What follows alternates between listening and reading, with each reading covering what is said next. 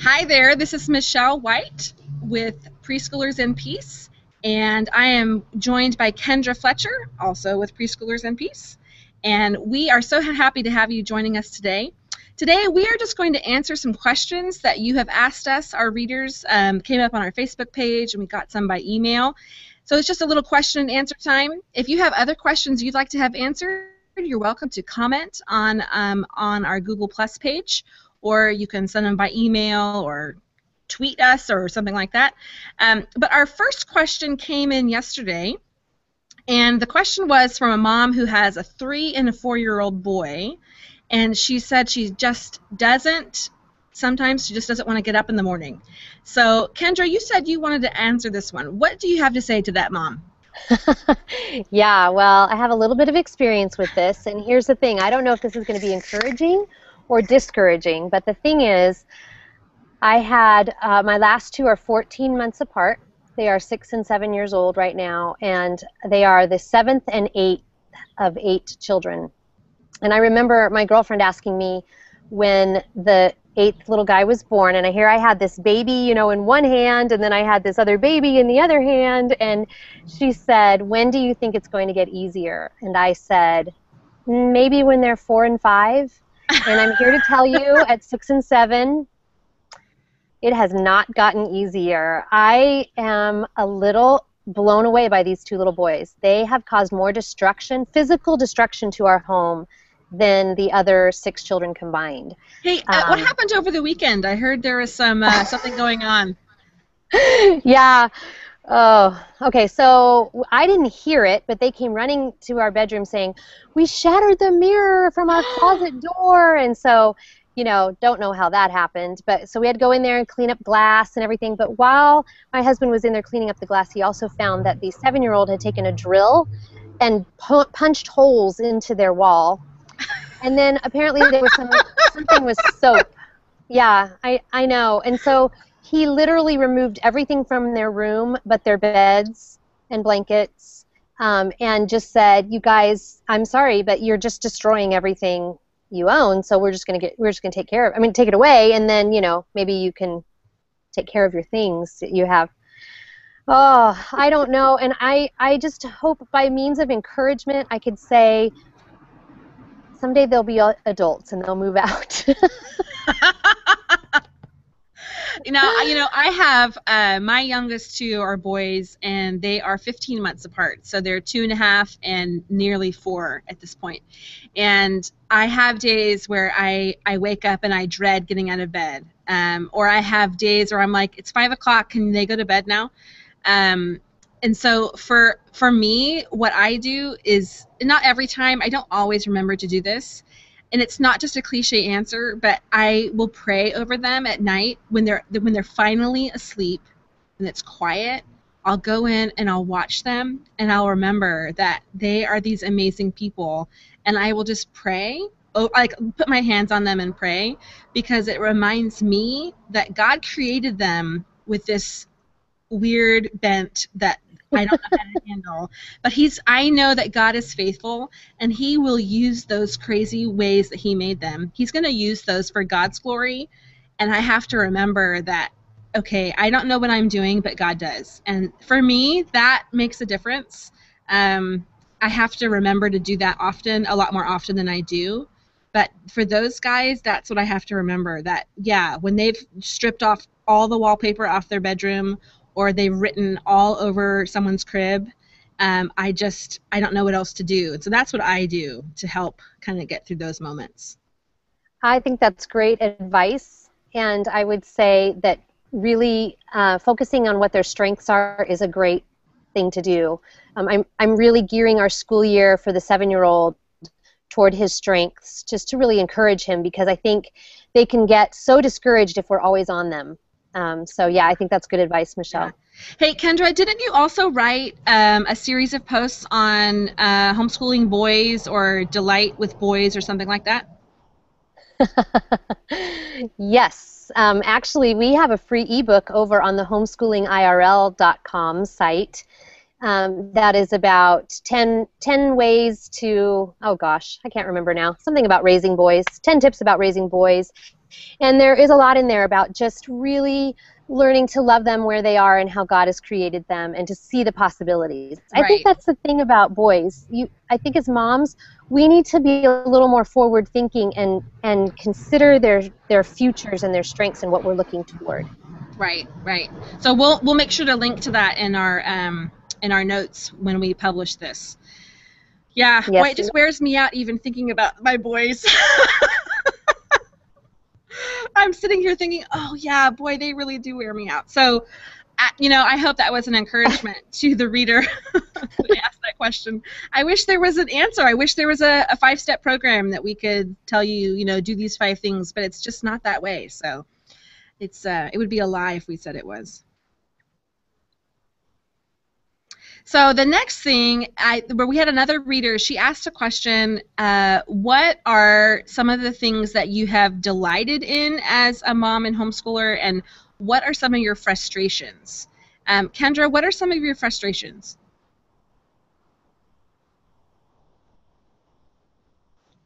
So can you Say that again? hello, Michelle? Okay, I Can you think I can hear you. Can you hear me? I can't see. I'm not sure what's going on here. Can Okay, you see me? I can see you, but you're cutting out a lot. This is odd. Okay, so I can still hear you.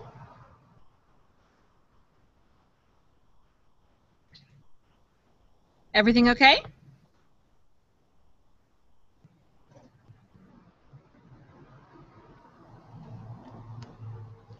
Okay, we're back. Yeah, I'm good.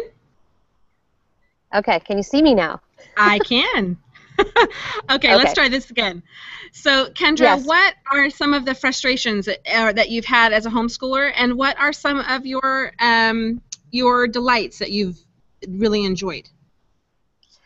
I think the frustrations always for me stem from my expectations that are too high, and just from burnout. I've written from this place of exhaustion and burnout for several years, and it is just hard to keep going when your day starts with a little one and it ends a pile up of work that you couldn't get to because you had the little ones. So that's tough. That's been frustrating. Or that's been difficult. Um, my expectations being unrealistically high is often the problem for me too. So I have to stop and step back and say, am I expecting something of my home or my children that isn't reality? And that's a good thing to stop and do. Joys have been the relationships. I had 3 girls, or 2 of my girls in the car with me today, and a little guy, plus our French exchange student, and we just had a ball running errands today. And there's just a relationship there that I'm not sure we would have had if my kids had been gone all day long. Yeah, yeah, I totally echo those things. I get frustrated when my expectations are too high, and I don't know what I'm expecting, if I'm expecting adults when I actually have kids under 10. But the frustrations, and it's often it's a result of my own kind of what I've put on myself, what I think I should have been able to accomplish.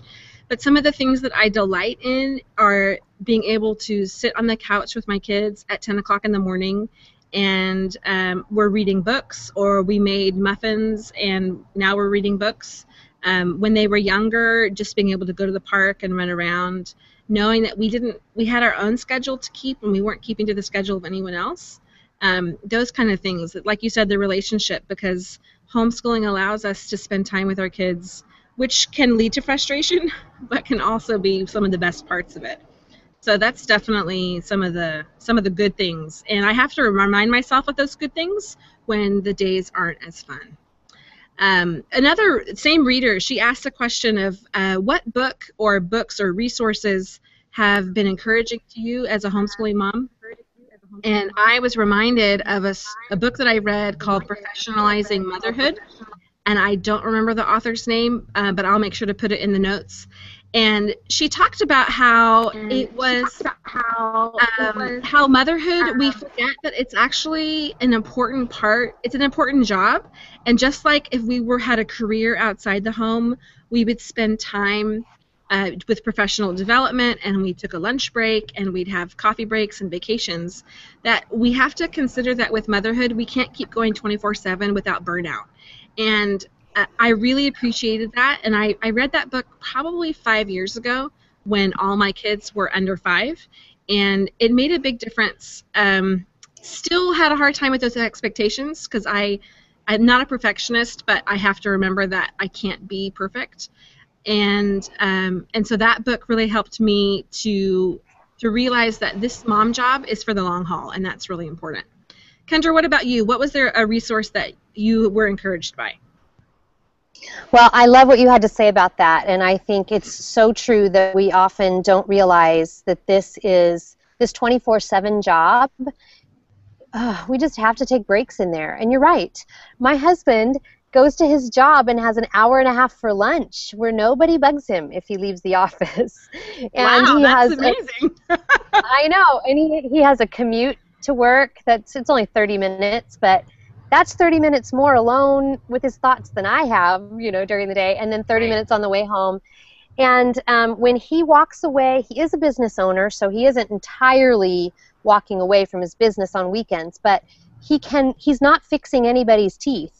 He's not drilling anybody's teeth, on the weekends. And yet I am still doing everything I've done Monday through Friday, and still doing the same mothering, housekeeping, mediating arguments, all of those things on the weekends.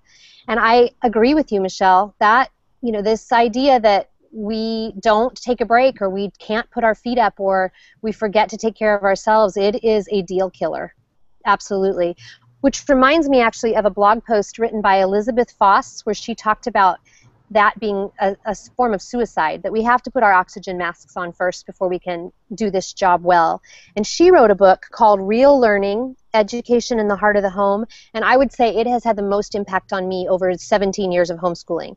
I have other favorites for sure, but her book, Elizabeth Foss, Real Learning, Education in the Heart of the Home, she has been and is where I am also, and she's taught me to stop gasping for air. So that would be my favorite. Yeah, and I just to comment on that, I think it's really important that we as mothers don't sacrifice ourselves. I mean, there's a pull there, because our job is sacrificial in a lot of ways, and that's okay. But to not go, oh, okay, I just have to do this, I don't have any choices. Because we need to take care of ourselves so that we can best take care of other people. And my husband helped me to understand that it's about stewardship. God has asked us to be good stewards of the resources that he's given us. And we as mothers, our bodies and us are one of those resources that God has given us to take care of our family. And when we don't take care of ourselves by getting enough sleep and taking a break and that kind of thing, it's really to the detriment of everybody. And I've been in that place where I've given, and then I've pretty much almost fallen apart. And then I'm not good for anyone at that point. So it's not that we're more perfect or that we're better moms if we just keep going and never admit to anyone that we need a break. And we've talked about that before, about how to have a break when you don't have family around and that kind of thing. So we're not saying take a 10-day vacation, although I could sign up for that. Oh, really? That sounds wonderful. It does. But anyway, these brings up lots and I've read that book. I have that book, and I need to find that book again, because it's Elizabeth, she's a wonderful writer, and she's just very gentle in the way she writes, but It comes across, it's really, really well done. I love that. Yeah, and back to what you said about sacrifice. I love the idea of stewardship. Here's the thing about sacrifice. I mean, we're told to be self-sacrificing in Scripture, and so I think a lot of us say, okay, that's what needs to happen. But there is a difference between sacrificing and being walked all over. And I think you'll see this more as your kids become teenagers. They're very good at letting you sacrifice yourself. And so, I've had to say, boy, when my shoulders get tense and when I'm starting to feel resentful of my children, when I'm starting to resent them and I'm saying under my breath, I hate this job or things like that, we have a problem. And it usually isn't because I'm being sacrificial, it's because I'm being walked all over. And that's when I have to remind the 7 children who are an active part of our home still, hey, get on it. I'm not cleaning up lunch, or you need to get your stuff done. This isn't a one-woman show. So Right. don't be afraid to train your kids to do those things as well. You will do them the biggest favor of their lives. Awesome. Awesome. I just love that. Well, listen, you guys, we're having to cut things, keep it short today because Kendra and I have lots of things happening at our houses at this very moment. So Yes. we are so glad that you joined us. And if you have further questions, please let us know. We are in the middle of writing for the fall. So if you have questions, we can answer those in a blog post or in a future Google Hangout perhaps. As always, you can reach us at facebook.com/preschoolersandpeace. Or on Twitter, I am at Michelle on the go, and Kendra is at Kendra E. Fletcher. And we would love to hear from you. Thanks for joining us today, and Kendra, have a great afternoon. Thanks, Michelle. You too.